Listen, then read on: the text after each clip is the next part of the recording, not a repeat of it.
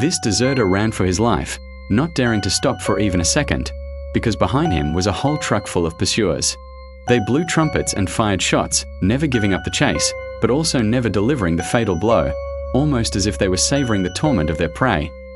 The deserter saw a forest ahead and dove straight in.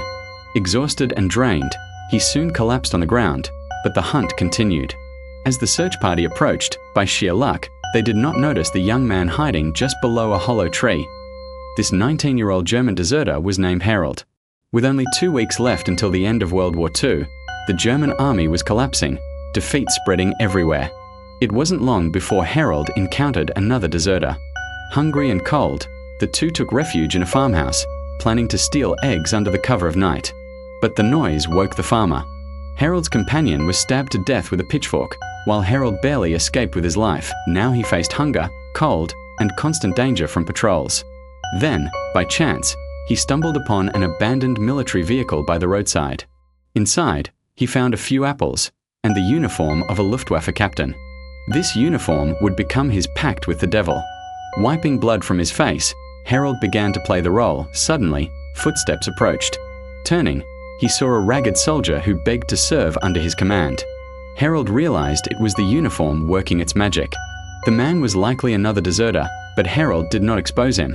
1 apple was enough to win his loyalty. In search of food and shelter, the pair entered a tavern, shouting "Heil Hitler." But the crowd ignored them. Clearly, the army had lost the people's support.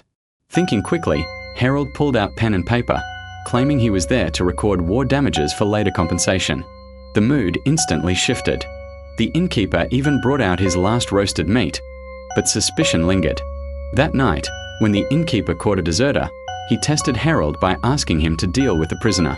Without hesitation, Herold executed the man, cementing his disguise as an officer. The next day, Herold and his follower, Walter, stumbled upon a farmhouse occupied by other deserters. At first, the groups faced off with weapons raised, but seeing Herold's uniform, they hesitated. Only one sharp soldier noticed the trousers didn't fit. Still, he stayed quiet. Herold soon charmed the men into joining him, thus forming the Herold Task Force. As they roamed, Herold grew increasingly convincing in his role. Even when the car ran out of fuel, he ordered the men to pull it, while he sat calmly inside. Though some grumbled, they obeyed. One day, they were stopped by military police, forces tasked with hunting deserters and maintaining discipline. The others produced their soldiers' papers, but Herold had none. Inside, he panicked, but outwardly he demanded respect as a Luftwaffe captain on secret orders from Hitler himself. The ruse worked. The police invited him to inspect a nearby detention camp full of deserters. At the camp, a commander complained about overcrowded prisoners and the lack of proper authority to execute them. Seizing the opportunity, Herold volunteered to help. At first, he hesitated, but soon allowed brutal soldiers under him to beat and kill prisoners. Eventually, he escalated further, ordering mass executions into large pits. The violence spiraled. To maintain authority, Herold forced even unwilling men, like Walter, to participate, turning hesitation into complicity. After massacres, they held drunken feasts. Prisoners who were comedians were spared, forced to perform for their executioners. At one point, Herold made them shoot their fellow captives.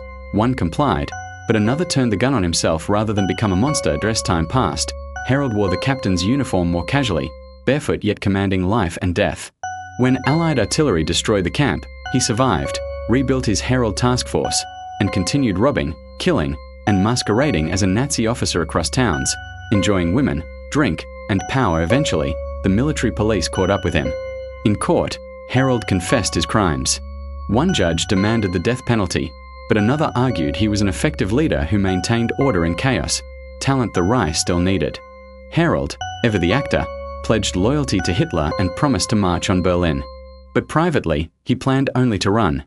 The film ends with Herold wandering into a bleak forest, stepping over bones, swallowed by darkness. Based on true events, the real Herold was captured in 1946 and executed at the age of 22. From a desperate deserter to a man intoxicated by power, he became a devil in uniform. His short, brutal life is both a warning and a lesson we must never forget.